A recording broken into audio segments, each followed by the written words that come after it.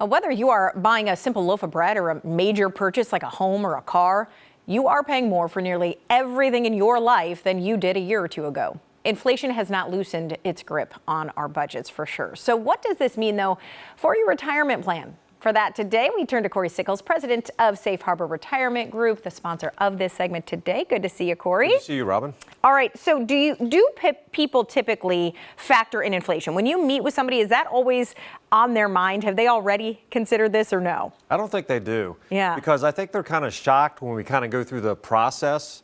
You know, when they come in and meet with us, one of the things we'll do is we'll provide an income plan.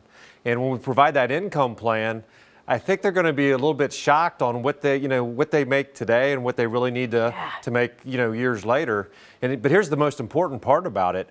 If you don't plan for it, then you have the risk of possibly outliving your money, because let's face it, people are living longer. Yeah. And 20 years ago, it might have been 10 or 15 years of retirement, but now we're putting together plans 20 to 30 years.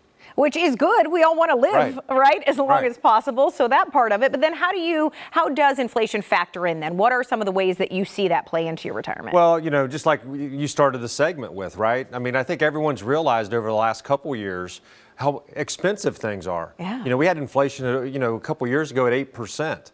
And, when you're living on a fixed budget, I think you start to realize, well, my money's not going as far as it used to or a year ago. And, bread and gas and healthcare, all that's going to keep rising. Yes. And here's the thing I don't think a lot of people realize is you live on fixed budgets. And what I mean by that is Social Security might not be able to keep up with inflation. You might be receiving a pension that doesn't increase. And, let's just say you want to retire today and make $75,000. Well, 10 years from now, that needs to be $90,000. 15 years from now, it needs to be $100,000. And, 20 years from now, it needs to be $110,000 just to have the same spending power, that you have today. And if you don't have that in your numbers, that's where you can now have trouble if you live long enough of outliving your money. And I like how you put kind of that basic equation, Cory, because it is the cost of living and your spending power. So sometimes it's hard for people to kind of realize how aligned, I guess, those two are, right? Yeah, it is. But I do definitely people come to me all, when they come in for annual reviews, you can see them come in and go, what I used to make is not the same amount of money. No, I need a little bit more money because groceries are they're just so much more expensive than they were 2 years ago. And, even though you got increases on your Social Security checks, that's not actually keeping up overall with inflation.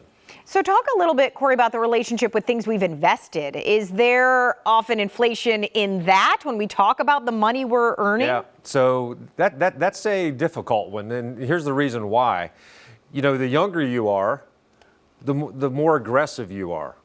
But you want to grow that. But now when you retire, now you become a little bit more conservative.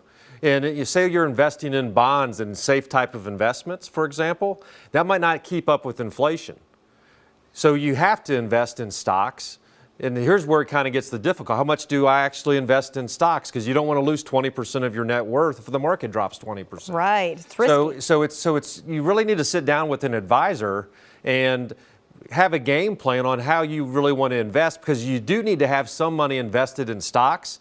The question is how much? Yeah. And because the longer you live, you need something long term that's going to keep up with inflation. That's the best way to be able to hedge your bet. And something long-term that's supposed to be there, but we don't know if it will be, is also Social Security. And how do they factor inflation in? Yeah, so, perfect example this year, Social Security went up 3.2%, and that's probably barely keeping up with inflation. Right. And if you look at what, Medicare Part B went up over 5%. So from the healthcare standpoint, that's still outpacing what you actually got on Social Security. And, you hear things about who knows what's going to happen 10 or 15 years from now if they don't change things. Sure. We might have a reduction in that.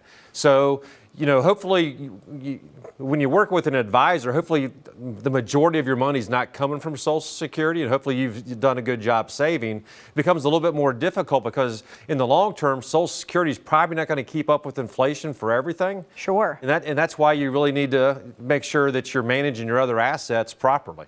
and they can come to you for a review. If they're your client, you do yearly reviews. You kind of keep up with everything as it goes, right, when they have a plan. And that's probably the most important part, right? Yeah.